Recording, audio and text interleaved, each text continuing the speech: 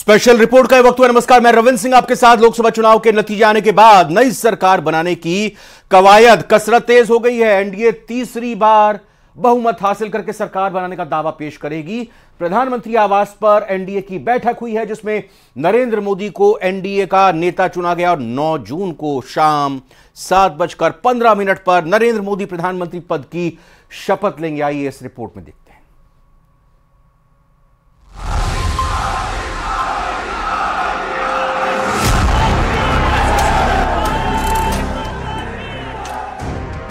देश में मजबूत एनडीए और मजबूत सरकार की तरफ इशारा करती ये तस्वीर 5 जून की है। प्रधानमंत्री आवास पर हुई बैठक में एनडीए नेताओं ने सर्वसम्मति से नरेंद्र मोदी को एनडीए का नेता चुन लिया। बैठक में नीतीश कुमार समेत एनडीए के तमाम सहयोगियों ने अपना समर्थन पत्र सौंप दिया है। कल एनडीए के तमाम लीडर्स की हम लोग की बैठक थी और एक स्वर में, देखिए ये बात सत्य है, इस बात को कोई नहीं नकार सकता कि एनडीए की ये जीत प्रधानमंत्री जी के नेतृत्व की ही जीत है। उनकी वजह से ही एनडीए को इतना प्रचंड बहुमत मिला। 7 जून को सुबह 11 बजे एनडीए की बैठक है और इस बैठक में संसदीय दल के नेता शामिल होंगे। उसके बाद सभी नेता राष्ट्रपति से मुलाकात करेंगे और 9 जून को नरेंद्र मोदी प्रधानमंत्री पद की शपथ लेंगे। नतीजों के बाद चल रही राजनीतिक हलचल के बीच 6 जून को बीजेपी अध्यक्ष जेपी नड्डा के आवास पर बीजेपी की बड़ी बैठक हुई और इस बैठक में आगे की रणनीति पर चर्चा की गई। लोकसभा चुनाव के नतीजों ने बिहार के सीएम और जेडीयू के राष्ट्रीय अध्यक्ष नीतीश कुमार की अहमियत को बढ़ा दिया है।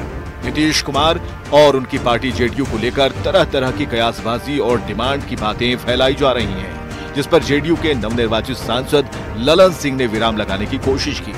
जेडीयू सांसद ललन सिंह ने दावा किया कि उनकी पार्टी जेडीयू मजबूती से एनडीए के साथ खड़ी है। सर ये बताइए कि किस मांग बिहार को लेकर रखी है इस सरकार में भी रहने के लिए बने रहने के लिए क्या का डिमांड होता है? सर विशेष राज्य का दर्जा आप लोगों की मांग रही है ललन जी, डिमांड के आधार पर हम लोग। और चंडीगढ़ से बड़ी खबर आपको बता रहे हैं। यहां पर बीजेपी सांसद कंगना रनौत को थप्पड़ मारने का आरोप लगा है। थप्पड़ मारा गया है कंगना रनौत को, ऐसी बात सामने आ रही है। चंडीगढ़ एयरपोर्ट पर कंगना रनौत को थप्पड़ मारने का आरोप लगा है। सीआईएसएफ की महिला जवान पर कंगना को थप्पड़ मारने का आरोप लगा है। सिक्योरिटी चेकिंग के दौरान थप्पड़ मारने का आरोप लगा है। बीजेपी सांसद कंगना रनौत को ये कहा जा रहा है कि सिक्योरिटी चेकिंग के दौरान थप्पड़ मारा गया है। चंडीगढ़ एयरपोर्ट पर ये खबर सामने आ रही, तस्वीरें भी आप देख सकते हैं। जब थप्पड़ मारा गया, कथित तौर पर कहा जा रहा है कि थप्पड़ मारा गया, उसके बाद ये कैसी स्थिति परिस्थिति बनी, ये तस्वीरें आप देख सकते हैं। कंगना रनौत चंडीगढ़ एयरपोर्ट पर जब सिक्योरिटी चेकिंग से गुजर रही थी, सिक्योरिटी चेकिंग करने वाली महिला सीआईएसएफ कर्मी की तरफ से ये बदसलूकी की गई है। कंगना रनौत की तरफ से भी बात सामने आई है कि मैं सुरक्षित हूं। ये कंगना रनौत की तरफ से भी बात सामने आई है। फिलहाल ये एयरपोर्ट पर, चंडीगढ़ एयरपोर्ट पर सुरक्षा चेकिंग के दौरान थप्पड़ मारा गया है, ये बात निकलकर सामने आ रही है। और इस बीच कंगना रनौत की तरफ से कहा गया है कि मैं सुरक्षित हूं, मैं पूरी तरह से सुरक्षित हूं। सुरक्षा चेकिंग हो रही थी, उसी दौरान ये बदसलूकी की गई है। इस घटना के बाद कंगना रनौत का बयान भी सामने आ चुका है कि वो सुरक्षित है। बहुत ज़्यादा फ़ोन कॉल्स आ रहे हैं, मीडिया के भी और मेरे शुभचिंतकों के भी। सबसे पहले तो I am safe, I am perfectly fine. आज चंडीगढ़ एयरपोर्ट पे जो हादसा हुआ वो सिक्योरिटी चेक के साथ में हुआ। वहां पे मैं सिक्योरिटी चेक करके जैसे ही निकली तो दूसरे कैबिन में जो महिला थी, जो सुरक्षा कर्मचारी थी सीआईएसएफ की, उन्होंने उनके पास या उनको क्रॉस करने का इंतजार किया और साइड से आकर जो है मुझे मेरे फेस पे हिट किया और गालियां देने लगी। और जब मैंने उनको पूछा कि उन्होंने ऐसा क्यों किया तो उन्होंने कहा कि वो फार्मर्स प्रोटेस्ट को जो है वो सपोर्ट करती हैं। और I am safe, but my concern is कि जो आतंकवाद और उग्रवाद पंजाब में बढ़ रहा है, how do we handle that.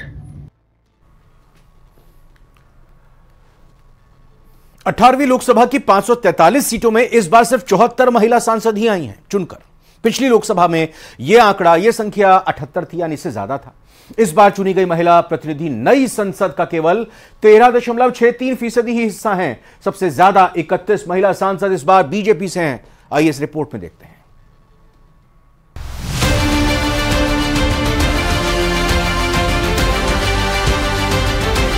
Lok Sabha चुनाव 2024 में महिला शक्ति की धमक तो दिखी, लेकिन ये पिछले लोकसभा चुनाव की तुलना में कम है। इस बार लोकसभा के लिए 74 महिला सांसद चुनी गई। इस बार लोकसभा चुनाव में 74 महिला प्रत्याशी जीती। बीजेपी की 30 महिला उम्मीदवारों ने चुनाव जीता। कांग्रेस के चुनाव चिन्ह पर इस बार 14 महिला सांसद बनी। तृणमूल कांग्रेस की 11 महिलाएं संसद पहुंचने में कामयाब रहीं। समाजवादी पार्टी से 4 महिलाएं इस बार संसद में नजर आईं।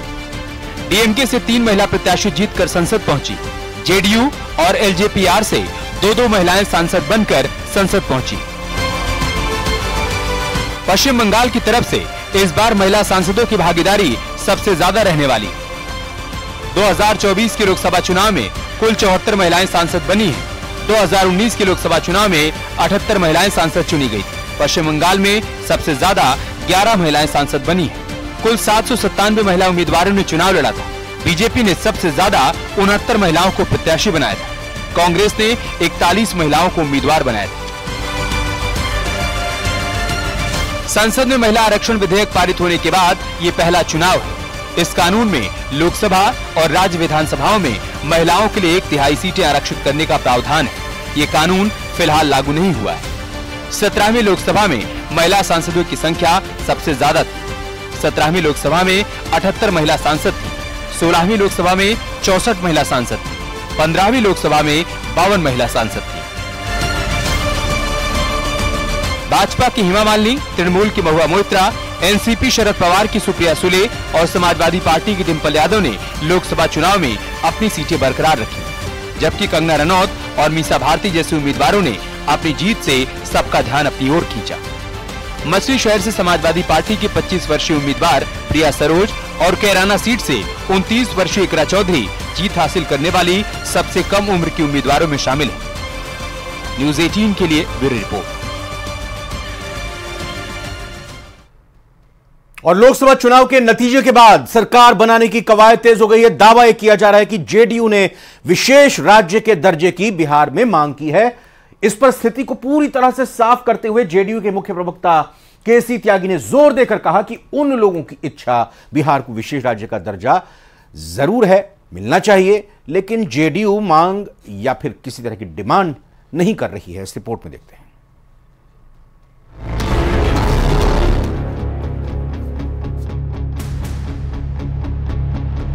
हम लोग तो ये चाहेंगे कि जो सरकार बने बिहार को विशेष राज्य का दर्जा दे। विशेष राज्य का दर्जा बिहार को मिले, ये हमारी इच्छा है। मिलजुल करके सरकार चलाएंगे, राज्य और देश को आगे बढ़ाएंगे। लोकसभा चुनाव के नतीजों के बाद 2 लोगों की डिमांड बहुत ज्यादा है। ये है टीडीपी के चंद्रबाबू नायडू और बिहार के सीएम नीतीश कुमार। सरकार गठन के पहले कयासों का बाजार भी गर्म है और बिहार को विशेष राज्य का मुद्दा एक बार फिर सुर्खियों में है। हम लोग तो ये चाहेंगे कि जो सरकार बने वो बिहार को लेकर के ज्यादा विशेष ध्यान दे, बिहार को विशेष राज्य का दर्जा दे। दावा किया जा रहा है कि जेडीयू ने एक बार फिर विशेष राज्य के दर्जे की मांग की है। जेडीयू की मांग कई मंत्रालयों की भी है, लेकिन इस तरह के दावे को जेडीयू के मुख्य प्रवक्ता केसी त्यागी ने पूरी तरह से खारिज कर दिया है। केसी त्यागी ने साफ साफ कहा कि बिहार को विशेष राज्य का दर्जा मिले, ये हमारी इच्छा है, लेकिन ना तो हमारी कोई डिमांड है और ना ही किसी तरह की बार्गेनिंग। ना कोई बार्गेनिंग है, ना कोई डिमांड है, ना कोई नाराजगी है। हाँ, विशेष राज्य का दर्जा बिहार को मिले, ये हमारी इच्छा है। आरजेडी नेता तेजस्वी यादव ने जरूर इस मुद्दे के जरिए सियासी माहौल गरमाने की कोशिश की है, लेकिन जेडीयू प्रवक्ता नीरज कुमार ने सोशल साइट एक्स पर पोस्ट करके तेजस्वी यादव पर तंज कसा है। नीरज कुमार ने लिखा है, माननीय नीतीश कुमार जी ने गतिमान विकास के साथ राष्ट्रीय विकास दर कायम रखा। विशेष दर्जा, विशेष पैकेज, विशेष सहायता, विशेष नजर हमारी चिंता। विपक्षी जेल में विशेष दर्जा की चिंता करे। बिहार की जनता ने राजनीतिक विड्रेस तो दे ही दिया है। अरे ये चिंता हमारी न है। आपको राज करने का मौका मिला तो संपत्ति सृजन कर रहे थे, परिवारवाद चला रहे थे। बीजेपी नेता और बिहार सरकार के पीएचईडी मंत्री नीरज कुमार बबलू ने कहा है कि किसी तरह की कोई प्रेशर पॉलिटिक्स नहीं चल रही है, ये बस लोगों के मन का भ्रम है। इसमें कहीं कोई प्रेशर पॉलिटिक्स की बात नहीं है। मिलजुल करके सरकार चलाएंगे, राज्य और देश को आगे बढ़ाएंगे। जेडीयू ने साफ कर दिया है कि उनकी कोई डिमांड नहीं है। हालांकि बिहार के विशेष राज्य के दर्जा का मुद्दा एक बार फिर चर्चा में जरूर आ गया है। न्यूज़ 18 के लिए दिल्ली से अमितेश सिंह के साथ पटना से रवि एस नारायण और धर्मेंद्र कुमार की रिपोर्ट। बड़ी खबर आ रही है, बहुत बड़ी खबर है। न्यूज ब्रेक कर रहे हैं हम आपको। लोकसभा चुनाव के लिए जो जारी की गई थी आदर्श आचार संहिता, वो अब हटा दी गई है। जी हां, आदर्श आचार संहिता हटा दी गई है। चुनाव की घोषणा के साथ ही आचार संहिता लागू की गई थी और अब आदर्श चुनाव संहिता 6 जून शाम 6 बजे तक देश भर में लागू थी। आचार संहिता आधिकारिक तौर पर हटाने की घोषणा कर दी गई है। तो बड़ी खबर यही, आदर्श आचार संहिता, चुनाव आदर्श आचार संहिता हटा ली गई है। आधिकारिक तौर पर इसको हटा लिया गया है। चुनाव की घोषणा के साथ ही आचार संहिता लागू की गई थी और आदर्श चुनाव संहिता 6 जून शाम 6 बजे तक देश भर में लागू थी। फिलहाल आदर्श आचार संहिता आधिकारिक तौर पर हटाने की घोषणा कर दी गई है। यानी कि सरकार की तरफ से, चाहे राज्य सरकार हो या और सरकारें हों, वो अब बड़े फैसले ले सकते हैं, क्योंकि ये आदर्श आचार संहिता ऐसी वजह से लगाई जाती है कि सरकारें कोई ऐसी घोषणा चुनाव के दौरान ना कर पाए जिससे सीधे तौर पर वोटर प्रभावित हो। गर्मी लगातार बढ़ रही है और इस वजह से बिजली की डिमांड बढ़ गई है। वहीं हादसे भी इस गर्मी की वजह से सामने आ रहे हैं। कई जगहों पर एसी में, एयर कंडीशनर में धमाके हो रहे हैं, आग लग रही है। ये घटनाएं सामने आई है नोएडा, उत्तर प्रदेश के नोएडा की एक सोसाइटी में, हाई राइज सोसाइटी में एसी में आग लग गई। तो वहीं उत्तर प्रदेश के गाजियाबाद की एक सोसाइटी के एक फ्लोर में एसी फट गया, ब्लास्ट हो गया। गनीमत रही कि कोई जनहानि नहीं हुई है। आइए इस रिपोर्ट में देखते हैं।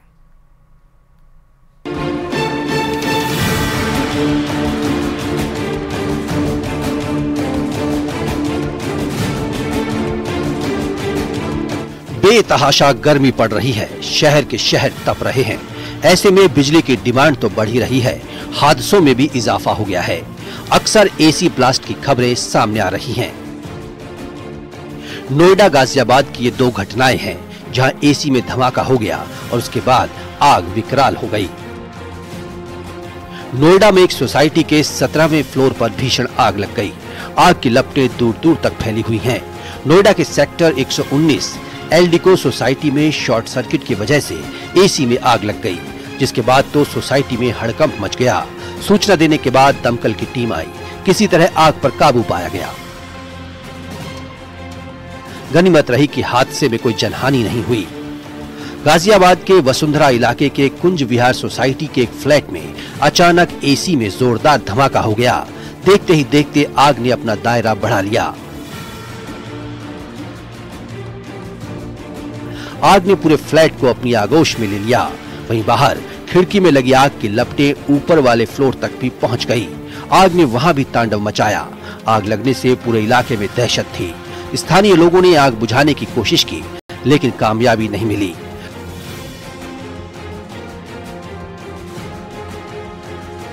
पुलिस और फायर ब्रिगेड की टीम को भी सूचना दी गई। फायर ब्रिगेड की गाड़ियां आई और बड़ी मशक्कत के बाद आग पर काबू पाया गया।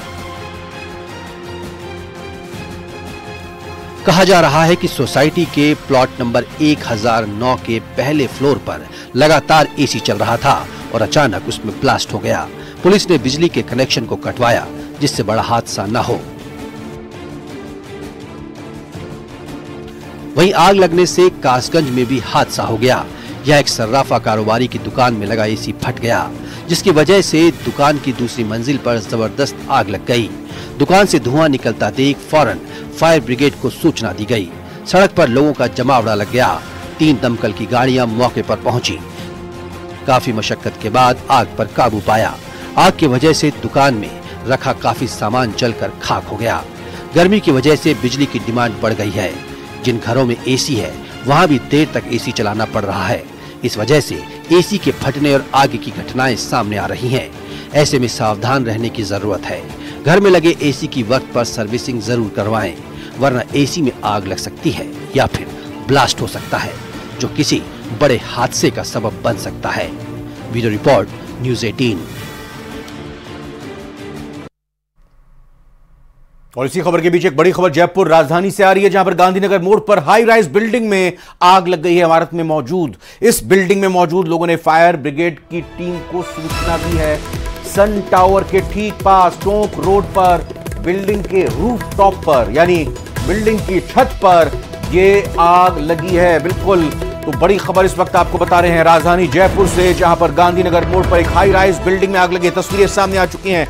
तस्वीरों में आप देख सकते हैं इस बिल्डिंग में आग लगने के बाद ऊपर उठता हुआ धुएं का गुबार देखा जा सकता है। किस तरह से ये धुएं का गुबार फैलता जा रहा है। इस बीच लोगों की तरफ से फायर ब्रिगेड को इसकी सूचना दी गई है ताकि फायर ब्रिगेड की टीम यहां पर पहुंचकर आग बुझाए। फिलहाल क्या लोग हताहत हुए हैं, कितना नुकसान हुआ है, कारण क्या है इस आग लगने की घटना का, ये अभी नहीं जानकारी लग पाई है। लेकिन प्राथमिकता यही होगी कि आग को पूरी तरह से बुझा लिया जाए और साथ ही साथ कोशिश यही होगी कि कोई व्यक्ति तो इसमें फंसा नहीं हुआ है, साथ ही साथ ये भी कोशिश होगी कि अगर कोई व्यक्ति फंसा हुआ है तो उसको सुरक्षित बाहर निकाला जा सके। जयपुर की गांधीनगर मोड़ पर यह हाई राइज बिल्डिंग है जिसमें यह आग लगी है। इस बिल्डिंग के साथ ही बाकी बराबर में और भी कुछ टावर्स हैं, कुछ और बिल्डिंग्स हैं, वहां पर भी आग ना फैल पाए, वो आग रोक ली जाए। यहीं पर इसी कोशिश में फायर ब्रिगेड की टीम यहां मशक्कत के साथ आग बुझाने की कोशिश में लगी है। भारतीय मूल की एस्ट्रोनॉट सुनीता विलियम्स ने एक बार फिर इतिहास रच दिया है। उन्होंने तीसरी बार अंतरिक्ष के लिए उड़ान भरी है। अंतरिक्ष का यह मिशन 14 जून तक है। इसके बाद वो धरती पर वापस आ जाएंगी। आइए इस रिपोर्ट में देखते हैं।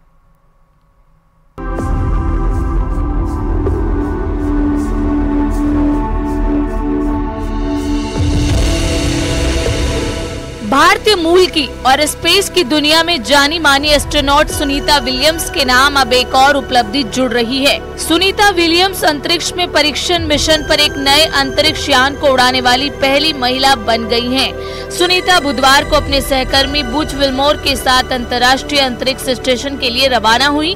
इसके साथ ही दोनों ने बोइंग कंपनी के स्टारलाइनर यान से अंतर्राष्ट्रीय अंतरिक्ष स्टेशन जाने वाले पहले सदस्य बनकर इतिहास रच दिया।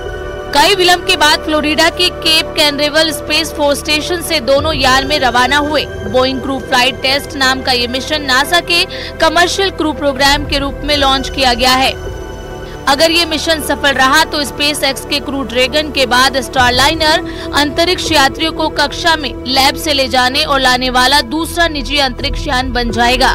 सुनीता विलियम्स ने इस तरह के मिशन पर जाने वाली पहली महिला के रूप में भी इतिहास रचा। साल 2012 में अंतर्राष्ट्रीय अंतरिक्ष स्टेशन की यात्रा के दौरान वो अंतरिक्ष में टाइथलॉन पूरा करने वाली पहली महिला थी। इससे पहले सुनीता विलियम्स ने साल 2006 और 2007 और 2012 में इंटरनेशनल स्पेस स्टेशन पर अपने मिशन के दौरान एक महिला के साथ सबसे ज्यादा स्पेस वॉक टाइम 50 घंटे 40 मिनट का रिकॉर्ड बनाया था। दोनों अंतरिक्ष यात्री स्पेस स्टेशन पर लगभग एक हफ्ते तक रहेंगे। इस दौरान वो स्पेस स्टेशन पर जरूरी परीक्षण करेंगे। सुनीता विलियम्स और विल्मोर इंटरनेशनल स्पेस सेंटर पर अपने अभियान जारी रखेंगे। सुनीता विलियम्स साल 1987 में अमेरिकी नौसेना अकादमी से ट्रेनिंग लेने के बाद नेवी से जुड़ी थी। उन्हें साल 1998 में नासा ने अंतरिक्ष यात्री के रूप में चुना। वो 2 अभियानों का हिस्सा बनी। वो फ्लाइट इंजीनियर और कमांडर के रूप में काम कर चुकी हैं। अभियान पूरा करने के बाद दोनों एस्ट्रोनॉट 14 जून को वापसी करेंगे। अमेरिका में रेगिस्तान वाली जगह पर उतरने के लिए स्टारलाइनर यान में सवार होंगे। Bureau report, news 18।